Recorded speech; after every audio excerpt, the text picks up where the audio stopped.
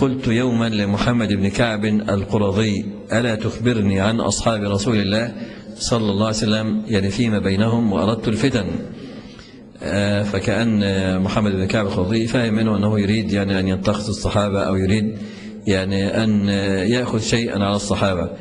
فقال: إن الله قد غفر لجميعهم، محسنهم ومسيئهم، وأوجب لهم الجنة في كتابه. يعني قال: لماذا تسأل عن الفتنة؟ وعن الله جل غفر لكل الصحابة وأوجب لهم الجنة في كتابه. فقلت له: في أي موضع أوجب لهم؟ فقال: سبحان الله، ألا تقرأ: والسابقون الأولون من المهاجرين والأنصار والذين اتبعوهم بإحسان رضي الله عنهم ورضوا عنه وأعد لهم جنات تجري تحتها الأنهار خالدين فيها أبدا، ذلك الفوز العظيم.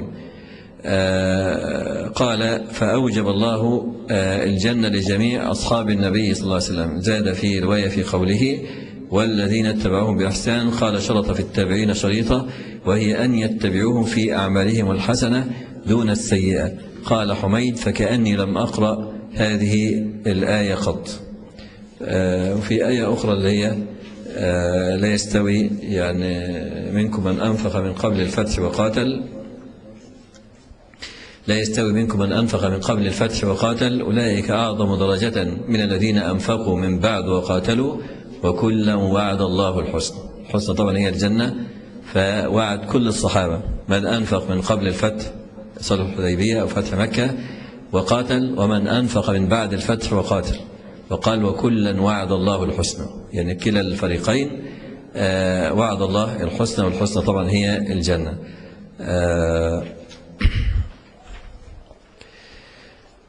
قال الشنقيطي رحمه الله: ولا يخفى أنه تعالى صرح في هذه الآية الكريمة أنه قد رضي عن السابقين الأولين من المهاجرين والأنصار والذين اتبعوهم بإحسان، وهو دليل قرآني صحيح في أن من يسبهم ويبغضهم أنه ضال مخالف لله جل وعلا، حيث أبغض من رضي الله عنه. طبعا الرضا صفة قديمة، فالله جل ما رضي عنهم إلا وعلم على ما يموتون. يعني النبي صلى الله عليه وسلم لما قال: أبو بكر في الجنة، وعمر في الجنة، وعثمان في الجنة، ولما قال: يدخل عليكم أو يخرج من هذا الفج رجل من أهل الجنة، فدخل عبد الله بن سلام. يعني الله جل يعني كان يعلم ما هم فاعلون، وعلم أن هذه الحروب سوف تكون، وأنهم يعني المجتهد منهم مأجور أجرين والمخطئ مأجور أجر واحد.